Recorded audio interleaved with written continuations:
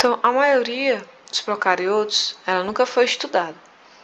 Então, existe uma grande diversidade de bactérias, só que cerca de 10 mil são conhecidas, o que representa 1% dessa diversidade estimada, que é de mais de 1 milhão de espécies. Isso porque existem muitas dificuldades no estudo das bactérias. Primeiro, seu tamanho, né? Elas são microscópicas.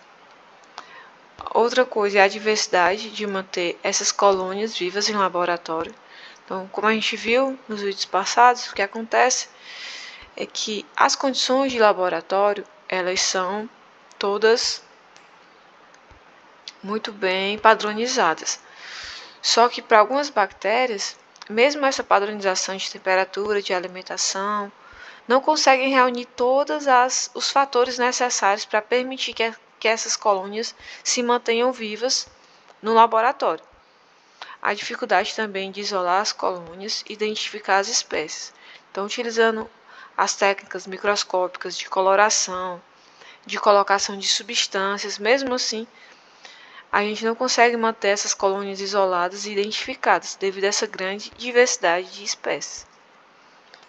Então, uma nova estratégia que está sendo desenvolvida para conseguir identificar essa diversidade de bactérias é a genômica ambiental.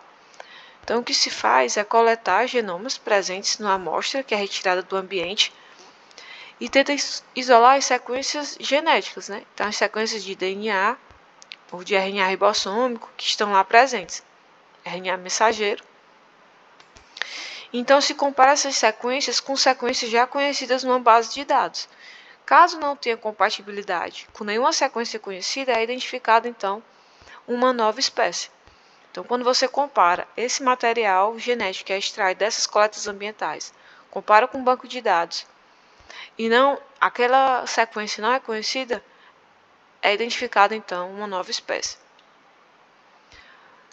Então, em relação às bactérias, o que a gente tem de classificação filogenética de acordo com esse material genético, com essa sequência do RNA dessas bactérias, a gente consegue definir, então, todos esses grupos de bactérias. Adobactérias, bactérias hipotermofílicas, vermicutes, actinobactérias, cianobactérias, espiroquetas, clamídias e proteobactérias.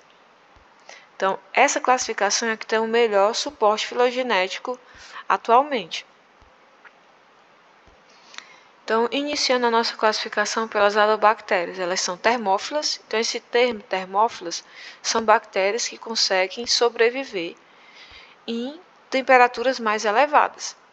Então, a nossa temperatura ambiente, que seria em torno de 25 a 30 graus, elas conseguem sobreviver a uma temperatura bem mais elevada, acima dos 40 graus.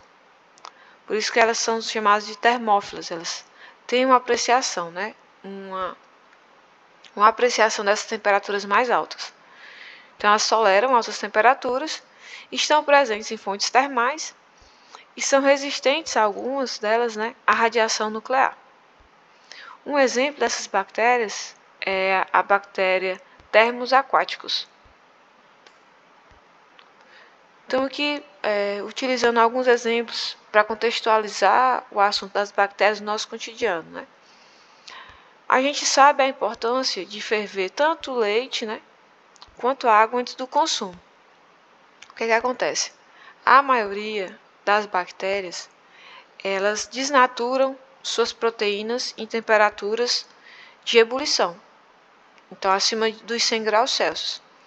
Então, quando a gente ferve a água para consumo ou quando a gente pasteuriza o leite, a maioria das bactérias, a grande maioria das bactérias que estão presentes nessas substâncias, elas são mortas pelo calor. Isso porque as suas proteínas não conseguem resistir a temperaturas altas. Então, a gente vai dar um pequeno intervalo agora e a gente volta com a classificação dessas bactérias que são hipertermófilas.